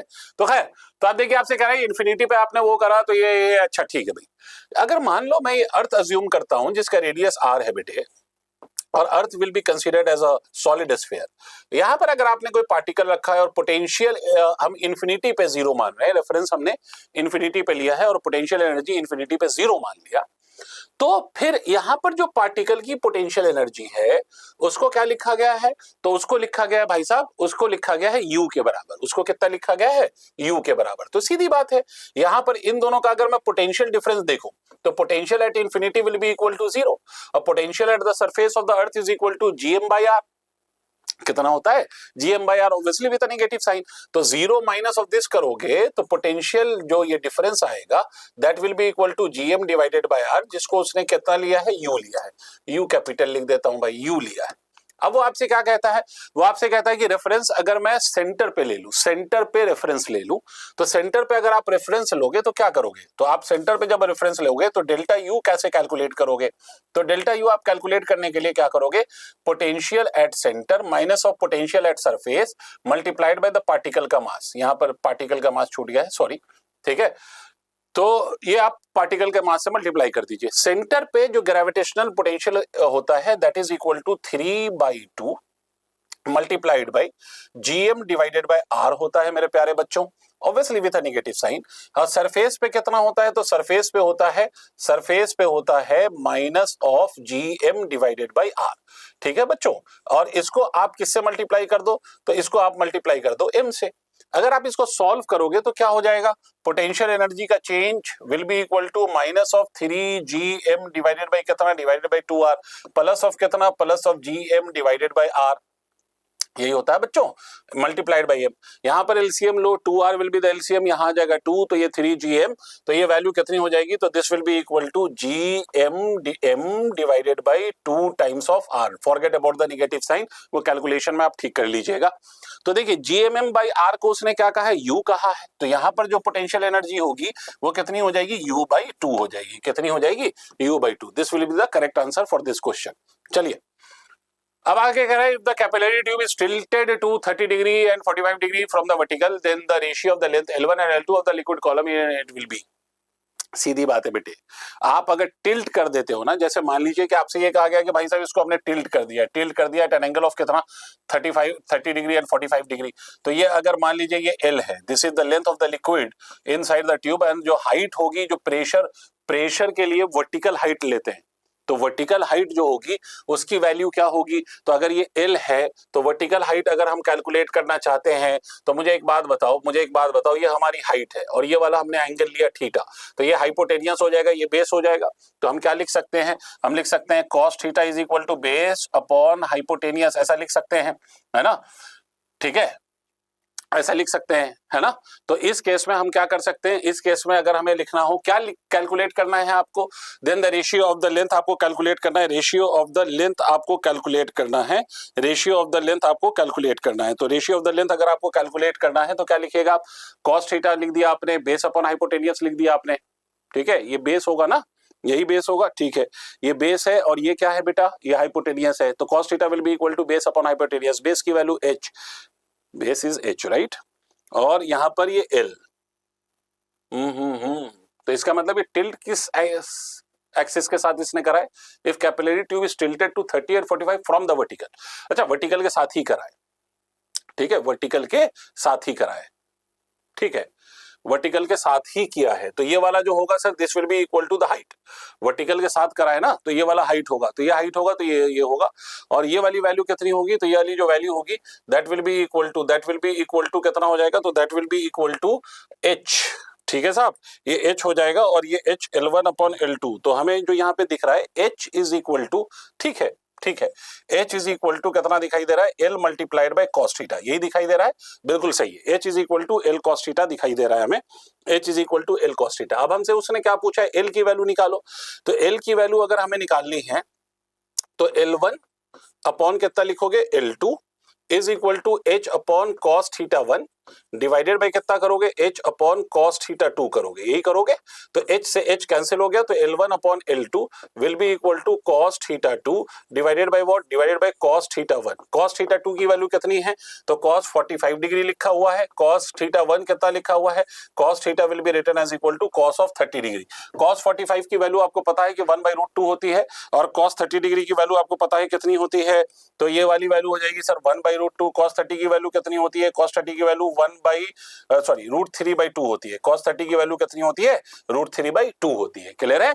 अब इसको सॉल्व कर लीजिए, अगर आप इसको सॉल्व करेंगे तो 2 ऊपर चला जाएगा, 2 ऊपर चला जाएगा, तो L1 अपॉन L2 की जो वैल्यू आएगी वो आ जाएगी 2/√3 मल्टीप्लाइड बाई 1/√2, इसको हम लिख सकते हैं √2 इंटू √2, तो √2 से एक √2 कैंसिल हो जाएगा, तो ये क्या बचेगा, ये बचेगा √2 और ये बचेगा √3, इसका मतलब √2 is to √3 is the correct answer for me and this is this answer. आगे बढ़ते हैं। A barometer kept inside a lift accelerating upwards reads 76 centimetre the air pressure in the lift, ये आपने क्लास में भी करा होगा, सर ने कराया होगा। बेसिकली इसमें कुछ नहीं है सर, कोई रॉकेट साइंस नहीं है, अगर आप लिफ्ट के अंदर है और लिफ्ट ए एक्सेलरेशन से एक्सेलरेट कर रहा है तो pressure inside the lift will be equal to written as equal to rho multiplied by G plus of A multiplied by H, ये लिखा जाता है सर, ये लिखा जाता है। अगर आपको याद हो तो प्रेशर, अगर कोई चीज कोई कंटेनर ऊपर की ओर एक्सेलरेट कर रहा है तो मतलब प्रेशर एट द बॉटम जो लिखोगे आप वो लिखोगे density multiplied by effective, G effective multiplied by H, ऊपर जा रहा है तो एम ए मतलब स्यूडो फोर्स की डायरेक्शन नीचे आएगी तो G plus A multiplied by H होगा, अनडाउटेडली कोई दिक्कत वाली बात है। अब आपसे कह रहा है कि साहब बैरोमीटर जो है वो 76 सेंटीमीटर रीड कर रहा है, क्या कितना कर रहा है, 76 सेंटीमीटर रीड कर रहा है, तो प्रेशर इनसाइड द लिफ्ट क्या होगा, तो देखो एटमॉस्फेरिक प्रेशर 76 सेंटीमीटर होता है और प्रेशर इनसाइड द लिफ्ट कितना रीड हो रहा है, 76 सेंटीमीटर के बराबर ही रीड हो रहा है।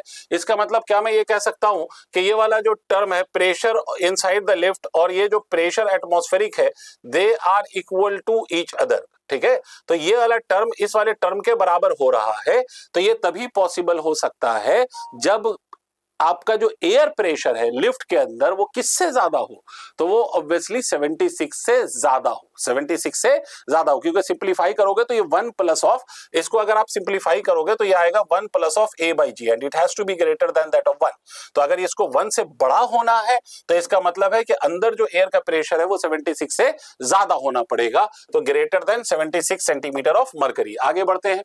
इन a hydraulic lift the area of larger and smaller piston is in the ratio of 20:1, larger और स्मॉलर का जो एरिया है वो 20:1 है।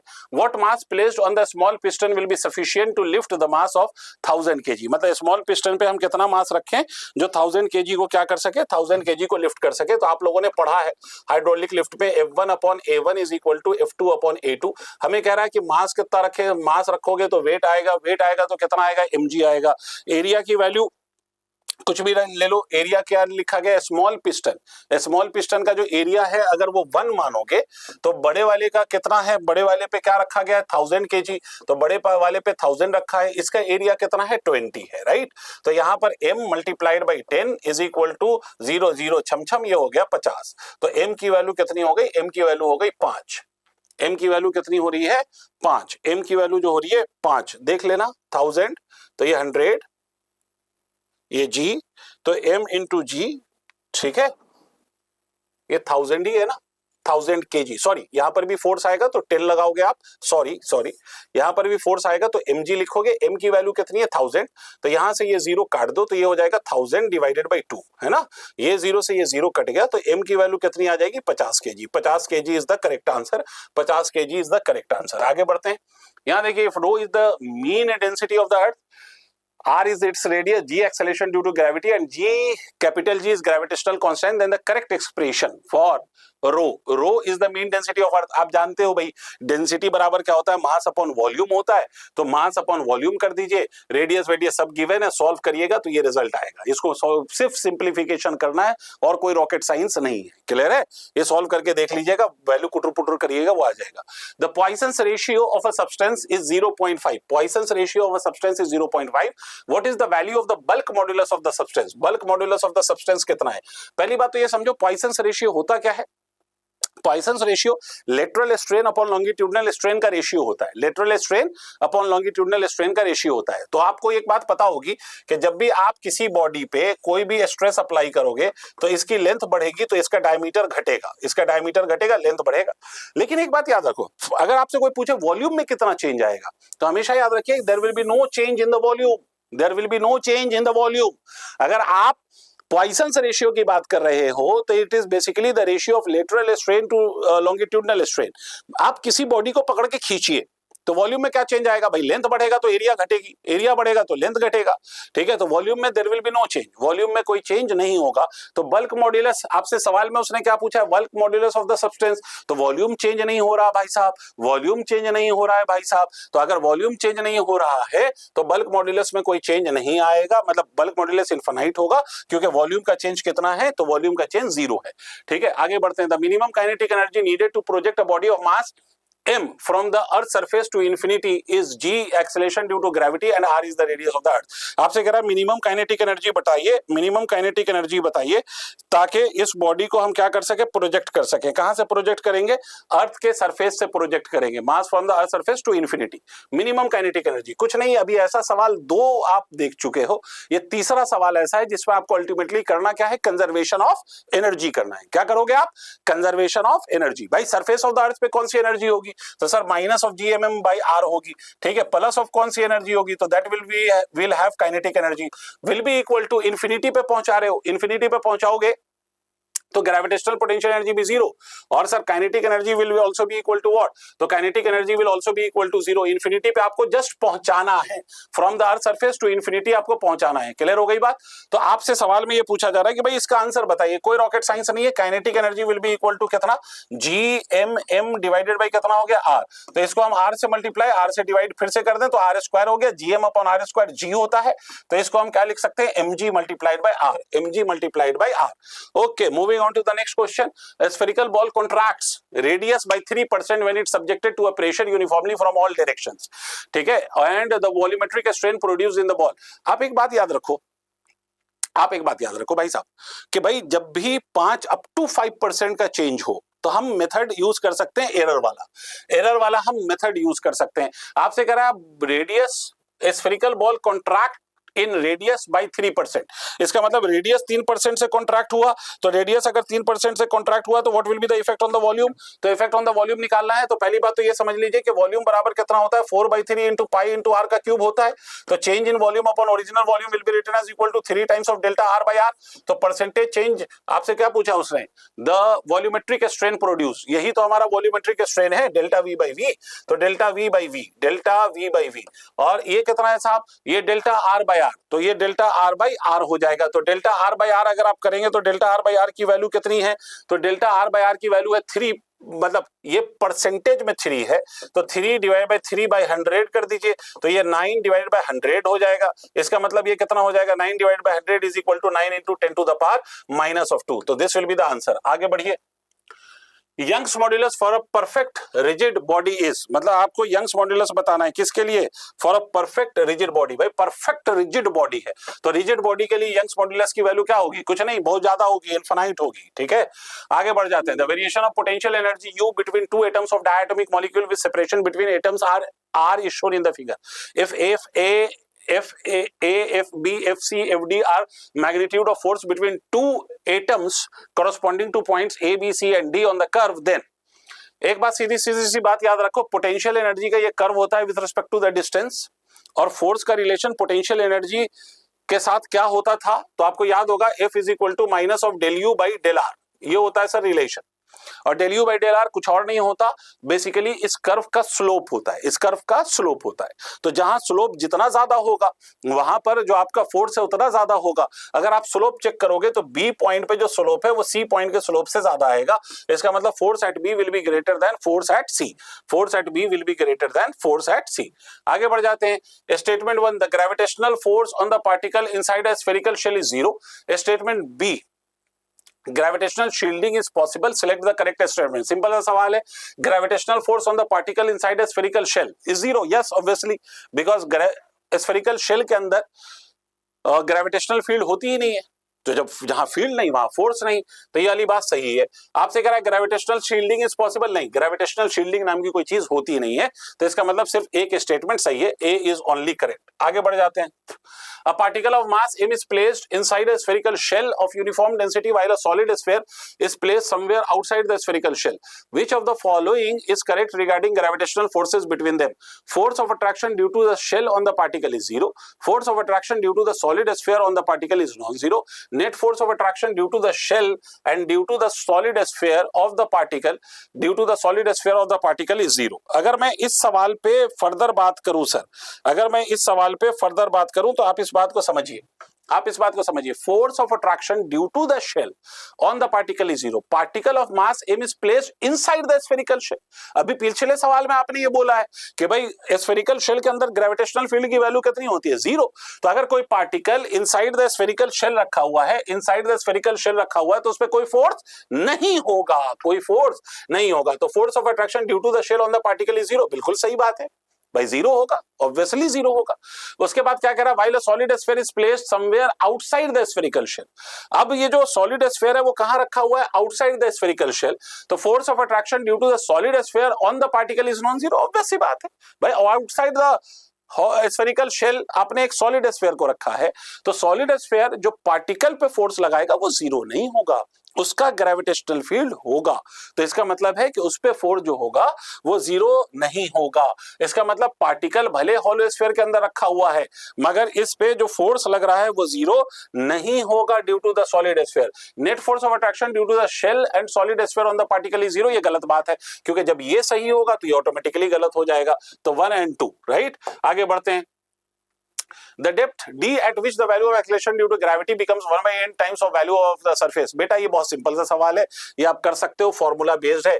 g at depth is equal to g into 1 minus of d by r होता है, ठीक है। तो g की वैल्यू हमें कितनी करनी है, g at depth g by n करना है, this will be equal to g into 1 minus of d by r। ये ऐसा लिख दीजिए, g से g छम कर दीजिए, तो 1 upon n is equal to 1 minus of d by r हो जाएगा। इसको इधर ले आइए, उसको इधर ले जाइए, तो d by r is equal to 1 minus of 1 by n हो जाएगा। तो इसका मतलब ये वैल्यू कितनी हो जाएगी, d by r की जो वैल्यू है that will be equal to, अगर हम एलसीएम ले लें तो n minus of 1 divide by n, तो d की वैल्यू कितनी हो जाएगी, n minus 1 multiplied by r divided by n। ये मेरे हिसाब से करेक्ट आंसर है, nr divided by n minus of 1। A metal wire having Poisson's ratio 0.2 and Young's modulus 4 into 10 to the power 6 Newton per meter square is stressed by a force which it produces 0.04% decrease in its radius. Radius में कितना decrease कर रहा है? 0.04% का decrease कर रहा है। The elastic potential energy stored पर unit volume in the wire. तो अभी अभी आपने सवाल में देखा है कि इलास्टिक पोटेंशियल एनर्जी की अगर हम बात करें पर unit volume, that means potential energy density की बात कर रहे हैं। और पोटेंशियल एनर्जी डेंसिटी की अगर हम बात करें तो हाफ इंटू स्ट्रेस इंटू क्या होता है? हाफ इंटू स्ट्रेस इंटू क्या होता है? स्ट्रेन होता है। Half into stress into strain होता है। अगर आप ध्यान से देखोगे तो इस सवाल में आपको यंग्स मॉड्यूलस गिवन है, पॉइसन्स रेशियो आपको गिवन है, आपको यंग्स मॉड्यूलस गिवन है, ठीक है, by a force which is produces 0.04% decrease in radius. तो आपको एक और चीज गिवन है, अगर आप ध्यान से देखें तो आपको लेटरल स्ट्रेन भी गिवन है, और लेटरल स्ट्रेन की वैल्यू कितनी है? 0.04% इज द लेटरल स्ट्रेन। तो लेटरल स्ट्रेन आपको गिवन है, ठीक है, लेटरल स्ट्रेन आपको गिवन है। तो अगर आपको लेटरल स्ट्रेन गिवन है तो इस केस में अपन क्या कैलकुलेट कर सकते हैं? तो इस केस में अपन कैलकुलेट कर सकते हैं ये कैलकुलेट कर सकते हैं। ये क्या होता है? Longitudinal strain. ये क्या है? Longitudinal stress. ठीक है, ये लॉन्गिट्यूडनल स्ट्रेन, और ये क्या होता है? Longitudinal stress. ठीक है बेटे, तो अपन चलिए इसको कैलकुलेशंस करते हैं। तो कैलकुलेशन अगर हम करेंगे तो हम यहां से कैलकुलेशन अगर हम करें तो हमें मालूम है पॉइसन्स रेशियो होता है sir minus of delta R by R divided by delta L by L. अगर मैं डेल्टा एल बाई एल अगर मॉड निकालूं, माइनस को मैं भूल जाऊं फिलहाल, तो minus of delta R into sigma divided by R ऐसा लिखा जा सकता है। और इस वैल्यू को अगर आप ऐसे लिखिएगा तो ये गिवन है 0.04%, तो delta L by L will be equal to 0.04 divided by 100 multiplied by 4 Poisson's ratio, sorry Poisson's ratio will be equal to कितना? तो Poisson's ratio की वैल्यू कितनी है? 0.2 है। अब इसको आप सॉल्व करेंगे तो ये जो वैल्यू निकल के आएगी वो आएगी सर 2 इंटू, अब देखो सर इसको सॉल्व करो तो ये कितना हो जाएगा? इसको हम 0.4 कह सकते हैं, इसको हम सॉल्व करने के लिए 0.4 कह सकते हैं। यहां पर कितना लिख सकते हैं? 1000। इसको हम लिख सकते हैं 0.2, ये कट गया तो 2 आ गया। तो इसका मतलब ये आ गया 2 into 10 to the power minus 3। Delta L by L की value 2 into 10 to the power minus of 3 होगी। सही है, देख लो सब कुछ ठीक ठाक, पक्का। चलो अब यहां पर स्ट्रेस हमें नहीं पता, राइट, और डेल्टा एल बाई एल का है स्ट्रेन है, तो हम इस एनर्जी को ऐसे भी लिख सकते हैं हाफ, अभी करा भी है, आप पीछे चेक कर लीजिएगा, करा है, half into gamma multiplied by strain का होल स्क्वायर, ये भी कर सकते हो आप। तो ये potential energy density will be equal to half into gamma, gamma की value 4 into 10 to the power 6 multiplied by strain 2 into 10 to the power minus 3 का होल स्क्वायर। अब इसको सॉल्व कर लीजिए आप, इसको सॉल्व करिएगा, ये 2 दूनी का 4, तो ये कितना हो जाएगा? 2 into 10 to the power 6 multiplied by 4 into 10 to the power minus 6 छम, तो this will be equal to 8। ये आ जाएगा सर आपका आंसर। आगे बढ़ते हैं, 8 जूल पर मीटर क्यूब। अब आपसे कह रहा है कि water is filled in a tank up to 3 metre height, the base of the tank is at a height of 1 metre above the ground. ये बेस ऑफ द टैंक है और ये कितने मीटर पे ऊपर है? ये 1 मीटर ऊपर है फ्रॉम द ग्राउंड। ये अगर नहीं दिख रहा हो तो ये 1 मीटर है भाई साहब, ठीक है। What should be the height of the hole made in it so that water can be spread up to a maximum horizontal distance. मतलब ये जो हॉरिजॉन्टल डिस्टेंस हो, दैट मीन्स रेंज जो हो ये मैक्सिमम हो, आर जो चाहिए वो आपको मैक्सिमम चाहिए, ठीक है। तो ये होल कहां पर बनाना चाहिए? तो इसके लिए आप ऐसे भी सोच सकते हो कि भाई अगर ये मान लें हम एच है और ये जो पूरी हाइट ग्राउंड से वो कितनी है? 4 है ना, ये 4 है। टोटल हाइट जो यहां से है वो 4 है और ये कितना नीचे है? h। तो इसका मतलब इस लिक्विड को जब ग्राउंड पे आके स्ट्राइक करना पड़ेगा तो कितना स्ट्राइक करना पड़ेगा? 4 माइनस h का डिस्टेंस इसको कवर करना पड़ेगा। कितना कवर करना पड़ेगा? 4 माइनस h का डिस्टेंस इसको ग्राउंड पे आने के लिए कवर करना पड़ेगा। मैं इसकी बात क्यों कर रहा हूं? क्योंकि हमें मालूम है रेंज बराबर क्या होता है? रेंज बराबर होता है velocity multiplied by time of flight. Range बराबर होता है velocity multiplied by time of flight. तो वेलोसिटी मतलब वेलोसिटी ऑफ फ्लक्स। तो हम इसको रेंज को अगर हम लिखें तो velocity will be written as under root of 2gh। h is the height above the hole multiplied by time of flight is under root of twice of h। h का मतलब वो हाइट जो इस लिक्विड को cover करना पड़ेगा before striking the ground multiplied by g। ये कुछ रिजल्ट बनता हुआ आपको दिखेगा। और इसको देखिए आप फर्दर, इसको हम ऐसे भी लिख सकते हैं, अगर मैं इसको रूट में ले लूं तो g से g will cancel out, right. g से g आप देखो कैंसिल हो जाएगा, ये 2 इधर 2 चला गया तो 4 हो जाएगा और ये h हो जाएगा, ये h और ये कितना है? ये 4, ये h और ये कितना है, ये 4 माइनस ऑफ h है, राइट। तो इसको हम फर्दर चाहें तो ऐसे भी लिख सकते हैं, this can also be written as under root of 4h से मैं मल्टीप्लाई कर दूं तो ये 16 multiplied by h minus of h square हो जाएगा, if I am not wrong. ठीक है, देख लो, 4 4 16, 16h और 4h, तो ये सॉरी 4h का स्क्वायर हो जाएगा, माइनस ऑफ 4h का स्क्वायर हो जाएगा। यहां तक करेक्ट है भाई, देख लेना। अब हमें क्या कह रहा है, रेंज को मैक्सिमम करना है। तो आप सबको मालूम है कि किसी चीज को मैक्सिमम करने का मतलब dr by D will be equal to 0। क्या चेंज कर सकते हो आप, ये हाइट चेंज कर सकते हो, तो dr by D should be equal to 0। अब इसका डिफरेंशिएशन करो, अगर मैं इसका डिफरेंशिएशन करूंगा तो ये हो जाएगा 1 upon root times of 16h minus of 4h का स्क्वायर, और इसका डिफरेंशिएशन अंदर वाले का करो, तो अंदर वाले का अगर आप करोगे तो 16 will be as it is minus of 8h, this whole must be equal to 0। ये पूरा टर्म इधर लाके मल्टीप्लाई कर दो, दिस विल बी 0, तो 16 will be equal to 8 times of h, और h will be equal to 2 metre. h क्या होगा, 2 मीटर होगा, तो पूरा 4 मीटर है, h की वैल्यू 2 मीटर, तो ग्राउंड से ये हाइट भी कितनी होगी, 4 minus 2 will be equal to 2 metre, तो 2 metre will be the height from the ground. This is the actual method to solve the problem. Clear है? अब देखिए आपसे कह रहा है state whether the following statement are true और false. If zero of the potential energy is not at infinity, even the total energy of an orbiting satellite is negative of its kinetic energy. The force of attraction between the hollow spherical shell uniform density and a point mass placed outside it is 0. The force of gravity is a conservative force. तो भाई 3 statement आपको दे रखे हैं और 3 statement में आपको बताना है कि भैया कौन कौन से स्टेटमेंट सही है और कौन सा स्टेटमेंट गलत है, या तो तीनों सही है तीनों गलत है, क्या है। If zero of the potential energy is not at infinity, even the total energy of the orbiting satellite is negative of its kinetic energy. नहीं भाई, वो निगेटिव इसीलिए होती है क्योंकि आप रेफरेंस कहां पे मानते हो, इन्फिनिटी पे मानते हो, और इन्फिनिटी पे मानते हो इसलिए ऐसा होता है। ठीक है, इसका मतलब ये वाला फॉल्स है। The force of attraction between hollow spherical shell of uniform density and a point mass placed outside it 0। Force of attraction between a hollow spherical shell of uniform density, hollow spherical shell है जिसकी density uniform है, and a point mass placed outside, outside बाहर रखा हुआ है, तो बाहर gravitational field due to hollow sphere 0 तो होती नहीं है, तो जब 0 नहीं होती है तो फोर्स भी 0 नहीं होगा भाई साहब, फोर्स भी 0 नहीं होगा। इसका मतलब ये भी स्टेटमेंट गलत है, अंदर 0 होगा बाहर थोड़ी 0 होगा। The force of gravity is a conservative force, बिल्कुल सही बात है, ग्रेविटेशनल फोर्स, इलेक्ट्रोस्टैटिक फोर्स ये सब कंजर्वेटिव नेचर के हैं, इसका मतलब फॉल्स फॉल्स ट्रू। आगे बढ़ जाइए, Question number 42. A block of wood floats in water with 4/5 of its volume submerged. If the same block just floats in another liquid, density of the liquid in kg per meter cube. भाई ये per meter cube है, is. तो देखो आपसे कह रहा है एक ब्लॉक ऑफ वुड है, फ्लोट कर रहा है इन वाटर। तो आप देखिए सर, कोई भी चीज, ये आपका बॉयंट फोर्स से रिलेटेड एक क्वेश्चन है। ठीक है, आपको मालूम है कि कोई भी ऑब्जेक्ट अगर लिक्विड के अंदर फ्लोट कर रहा है तो ये तभी पॉसिबल है जब उसका weight is being balanced by the buoyant force acting on that body. उस बॉडी पे जो बॉयंट फोर्स लग रहा है वो वेट से बैलेंस हो। अब यहां पर इस ब्लॉक का 4/5 of its volume is emerged या सबमर्ज्ड, जो भी कह लीजिए।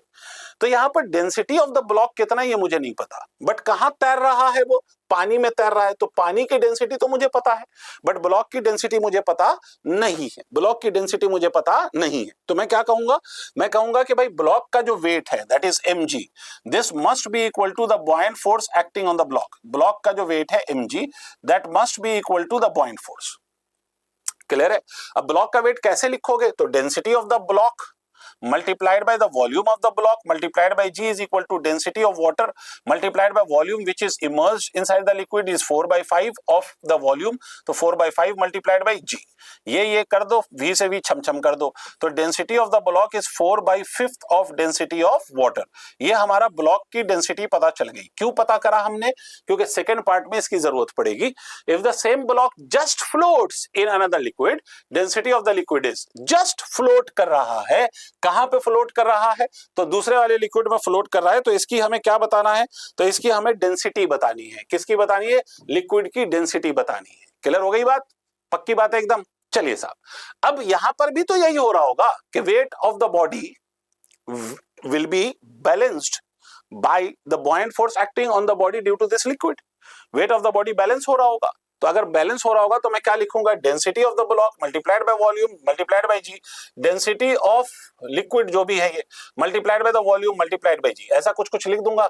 तो V से V कट जाएगा, G से G कट जाएगा, तो क्या लिखोगे, तो आप लिखोगे density of liquid is equal to density of water, ठीक है, density will be equal to density of the body, density of the body which is equal to 4/5 density of water. और डेंसिटी ऑफ वाटर क्या लिखेंगे आप, तो आपसे कहा है केजी पर मीटर क्यूब में बताइए, तो आप क्या लिखेंगे 4/5, density of water 1000 KG per metre cube होता है, तो ये हो जाएगा 200, तो this will be equal to 800, ठीक है, 800 केजी पर मीटर क्यूब, ये हमारा रिजल्ट होगा।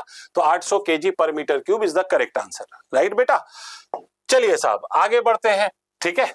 अब देखिए, escape velocity of a body from the surface of the earth is 11.2 km per second when it is thrown at an angle of 45 degree with horizontal, its escape velocity will be। भाई आपसे कह रहा है कि angle पे फेंका, तो angle पे फेंका तो क्या फर्क पड़ेगा, कुछ नहीं फर्क पड़ेगा भाई, सब कुछ सेम रहेगा, ठीक है, एंगल पे फेंको या सीधा फेंको एक ही बात है। आपसे कह रहा था gravitational force between a planet and a satellite is proportional to 1 upon r to the power n, where r is the orbital radius, if v naught is the orbital velocity, then ठीक है v naught किससे proportional होगा, मतलब आपकी जो orbital velocity है उसका relation radius के साथ क्या होगा। तो हमें एक बात पता है बेटा कि कोई भी चीज अगर गोल गोल घूम रही है तो इसका मतलब है कि उस पर सेंट्रीपिटल फोर्स लग रहा है, और जो सेंट्रीपिटल फोर्स होगा, ठीक है, जो सेंट्रीपिटल फोर्स होगा वो यहाँ पर कौन प्रोवाइड करेगा, तो ग्रेविटेशनल फोर्स बिटवीन प्लैनेट और सैटेलाइट के बीच में लगने वाला जो फोर्स है वही हमें क्या प्रोवाइड करेगा, सेंट्रीपिटल फोर्स प्रोवाइड करेगा। क्लियर हो गई बात। अब हमसे कह रहा है कि सेंट्रीपिटल फोर्स किससे प्रोपोर्शनल है, सॉरी फोर्स किससे प्रोपोर्शनल है, 1/r(n) से। इसका मतलब समझो, force is directly proportional to 1/r to the power n, where r is the radius of the orbit in which the satellite is revolving around the planet। तो force को हम ऐसे भी लिख सकते हैं, force is equal to some constant divided by r/n। अब हमें एक बात पता है कि यही फोर्स किसके बराबर होना चाहिए, तो यही force m into orbital velocity mv²/r के बराबर होना चाहिए, ठीक है। तो हमसे उसने क्या पूछा है, v naught is the orbital velocity, v naught का रिलेशन पूछा है, तो इसको हम ऐसे भी लिख सकते हैं v नॉट का square is equal to k, इधर से ये ले आओ m, इधर से ये ले आओ r, इधर से ये ले आओ r का power n, this is constant without any doubt. तो v नॉट का square is proportional to r to the power 1 minus of n, r to the power 1 minus of n दिख रहा है मुझे तो, ठीक है, ये देख लेना सिंप्लीफिकेशन में मैंने कुछ गलती नहीं किया हो। ये v नॉट ये r ऊपर चला जाएगा, ये k/r, तो यार ऊपर चला गया, m नीचे आ गया, r का पावर n, तो ये v नॉट जो होगा that will be directly proportional to r 1 minus of n to the power कितना, टू द पावर 1/2। मेरे हिसाब से तो बिल्कुल सही बात है। क्लियर। अब ऑप्शंस चेक करो, ऑप्शन अगर चेक करोगे तो ऐसा कोई भी ऑप्शन नजर नहीं आ रहा है, तो इसका मतलब है कि ऐसा कोई ऑप्शन दिया नहीं है, वो ऑप्शन में आपके साथ खेलना चाह रहा है, ये वाला करेक्ट ऑप्शन है। कैसे सर, अब देखिए v naught is proportional to, मैं इसको ऐसे भी लिख सकता हूं भाई, होल पे पावर 1/2, इसको मैं नीचे ले जाके अगर लिख दूं तो मैं ऐसे नहीं लिख सकता 1/r, ये नीचे ले जाओगे तो पूरे पावर के साथ माइनस लगाओ तो n-1 हो जाएगा या नहीं हो जाएगा, हाँ सर हो जाएगा, तो n-1 टू द होल पे पावर 1/2, ये हमारा करेक्ट आंसर होगा।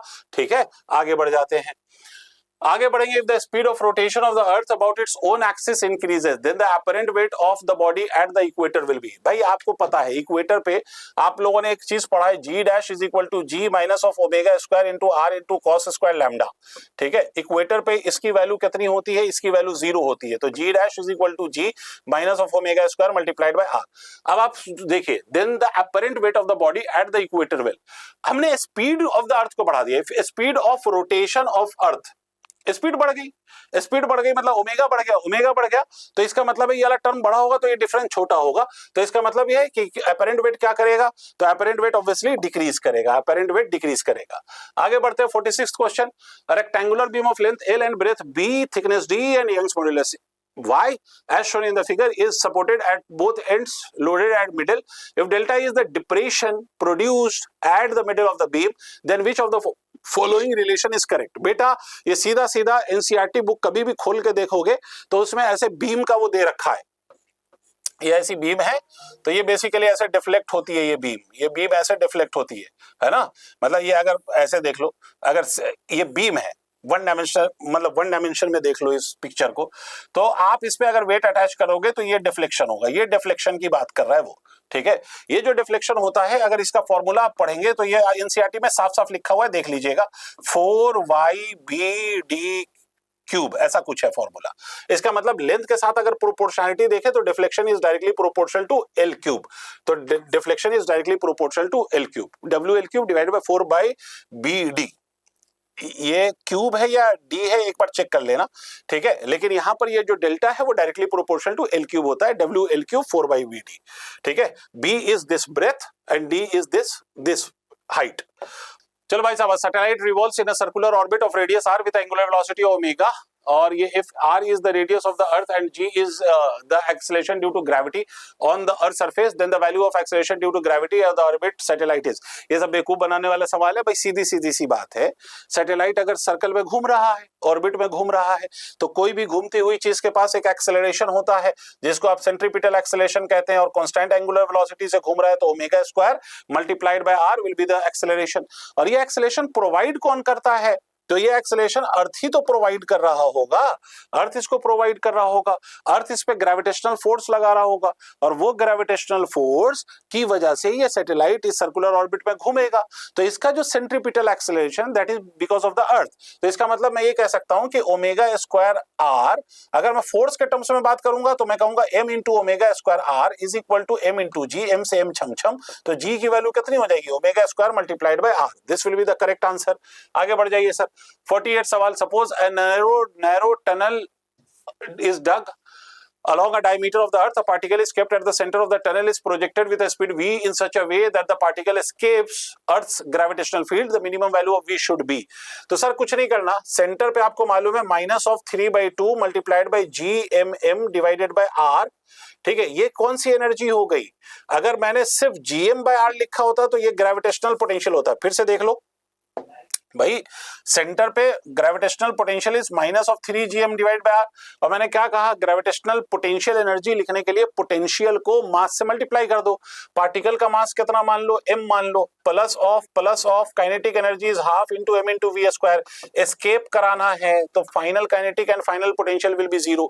इस वाले टर्म को इधर ले आओ तो this will be equal to 3 times of gmm divided by what? Divided by r is equal to कितना हो जाएगा? Half multiplied by m into v का square, half into m into v का स्क्वायर। m से m cut जाएगा, यहाँ 3g/2r होता है, सॉरी, तो 3g/2r लिख दीजिए। 1.5 होता है ना, 1.5 हो जाता है। सेंटर पे ग्रेविटेशनल पोटेंशियल की value 1.5 times of surface of the earth पे होती है, ठीक है। खैर, तो यहां से 2 से भी 2 उड़ गया, तो v की वैल्यू कितनी हो गई? √3gm divided by r। फिर से आप r से मल्टीप्लाई करिए और r से डिवाइड करिए, तो this will be equal to 3gm/r multiplied by r divided by r। तो ये r स्क्वायर, तो ये कितना हो जाएगा? √3g multiplied by r। तो this will be the correct answer. 48 का ये करेक्ट आंसर होगा। आगे बढ़ जाते हैं। 2 spheres of mass 10 kg and radius 10 centimetre. भाई 2 स्फीयर्स है जिनके मास 10 kg और रेडियस इसका 10 सेंटीमीटर है। 10 kg 10 सेंटीमीटर। अब आपसे क्या कह रहा है? दोनों आइडेंटिकल है, तो दोनों आइडेंटिकल है। आपसे क्या कह रहा है? An object is placed at the mid point, mid point पे undoubtedly gravitational field will be equal to 0। अब आपसे क्या कह रहा है? Placed at mid point of the line joining the centre of the sphere is in a stable equilibrium if displaced along the line joining them. अब देखो, अगर किसी पार्टिकल को आपने यहां पे रखा और उसको किसी भी डायरेक्शन में आप डिस्प्लेस कर दो, मान लो यहां से डिस्प्लेस करा, तो ये दूरी कम हो जाएगी ना, ये दूरी कम हो गई, ये दूरी ज्यादा हो गई, तो इसका फोर्स बढ़ जाएगा और इसका फोर्स घट जाएगा। इसका मतलब this particle will get attracted towards this sphere, है ना। और ऐसा इक्विलिब्रियम, भाई यहाँ पे इक्विलिब्रियम में मगर डिस्प्लेस किया तो वापस यहाँ तो नहीं आ रहा, इससे दूर जा रहा है। इसका मतलब ये वाला जो इक्विलिब्रियम है वो स्टेबल नहीं है बल्कि अनस्टेबल इक्विलिब्रियम है। तो इन अनस्टेबल इक्विलिब्रियम इफ डिस्प्लेस्ड, ये ऑप्शन करेक्ट होगा। क्लियर है? क्योंकि ये इसकी तरफ चला जाएगा, है ना। Thank you.